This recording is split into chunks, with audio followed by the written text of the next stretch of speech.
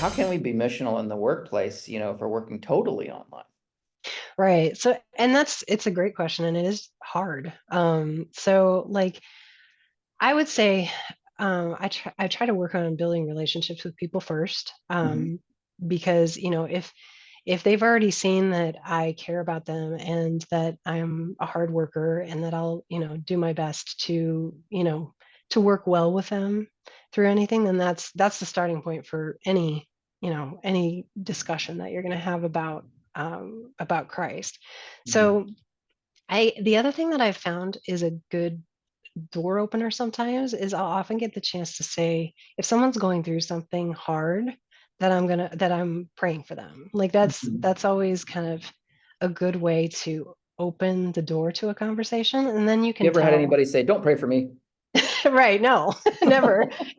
Even if there's somebody who's not religious at all, like they're fine with that. And so I think that opens the door and it also lets them know that you're a praying person. And so like if in the future they ever have questions or, they know that you're a possibility to talk to. So I feel like that's a really easy way to plant some seeds and let people know that um kind of where you're coming from and see what their interest is.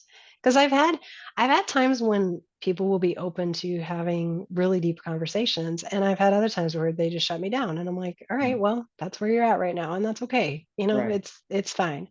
So it just depends, and it is again, it can be harder remotely because you don't get that, especially if you're not on video, you don't get that feedback from them like about how they're feeling about what you're saying.